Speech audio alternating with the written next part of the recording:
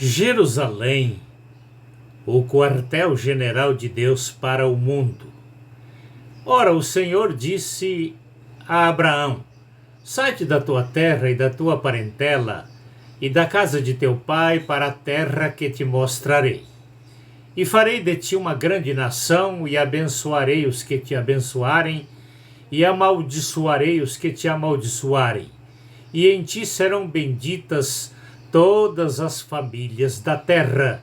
Gênesis capítulo 12, versículos 1 e 2. Jacó, neto de Abraão, quando retornava da casa de seu sogro em Harã, na Mesopotâmia, para a casa de seu pai na terra de Israel, no vale de Jaboque, teve um encontro com Deus. Ali Jacó lutou contra Deus até aprender a lutar com Deus, ou seja, a favor dos projetos de Deus. Gênesis capítulo 32, versículos 22 a 29. Jacó gerou os 12 filhos, os quais tornaram-se os cabeças das 12 tribos de Israel. Por volta do ano 3200 a.C., a cidade de Jerusalém foi fundada, tornando-se o centro e a fonte de todos os projetos de Deus para o resgate da humanidade. Em Jerusalém foi construído o primeiro templo por volta do ano 1000 a.C., o chamado Templo de Salomão, e destruído pelos babilônios no ano 586 a.C. No ano 516, depois do cativeiro babilônico, foi construído o segundo templo em Jerusalém, sendo destruído pelos romanos no ano 70 da era cristã. Jesus nasceu em Belém da Judéia, distrito de Jerusalém. A igreja nasceu em Jerusalém e passou a ocupar o tempo do segundo templo. O segundo templo, quando foi destruído, já estava no tempo da igreja 37 anos, como também os judeus. Romanos 11 fala da dispersão temporária do povo de Israel para dar lugar à salvação aos gentios. O segundo templo e os judeus fora da história, especialmente temporariamente. Pergunta-se por que Deus permitiu a destruição do segundo templo e a dispersão de Israel para as nações. No momento em que Jesus expirou na cruz, o véu do templo se rasgou de cima para baixo em duas partes. Naquele momento entrou o tempo da igreja, o qual foi oficializado no Pentecostes com o início da formação da igreja. A partir daquele momento, Deus saiu do Santo dos Santos para morar nos templos do Espírito Santo, a igreja, prometendo estar com ela até o fim dos tempos. Mateus 28, versículo 20. A igreja e os 3 templos em Jerusalém, cada um no seu tempo determinado por Deus. O primeiro e o segundo templos, a igreja e o terceiro templo. Nenhum projeto desse ocupa o espaço do outro.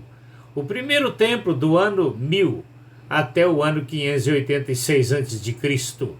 O segundo templo do ano 516 antes de Cristo, até o ano 70 da era cristã. A igreja do ano 33 até o seu arrebatamento. Como o arrebatamento da igreja, ou seja, com o arrebatamento da igreja, entra a última semana de 7 anos da profecia de Daniel 9:27.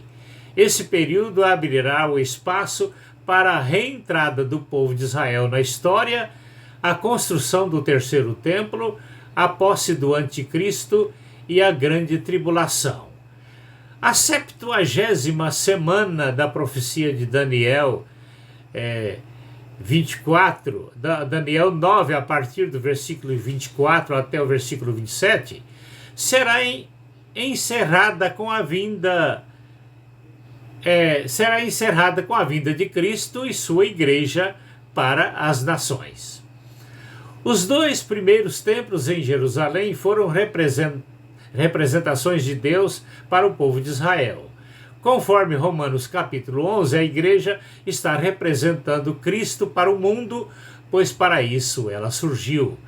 Mas recebereis as virtudes do Espírito Santo e sereis minhas testemunhas em Jerusalém, Judeia, Samaria e até aos confins da terra.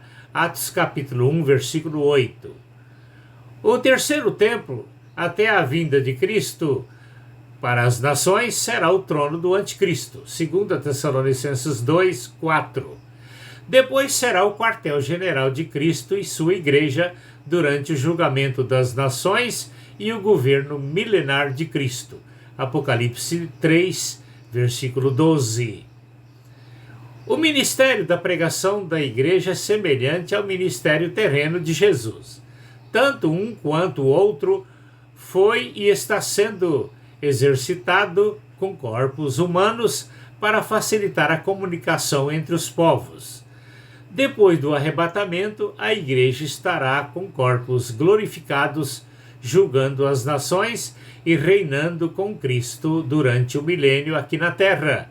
Isaías capítulo 11, versículos de 1 a 16, Apocalipse 2, versículos 27, Apocalipse 2, versículos 26 e 27, e também Apocalipse 5, 10 e Apocalipse 20, versículo 6.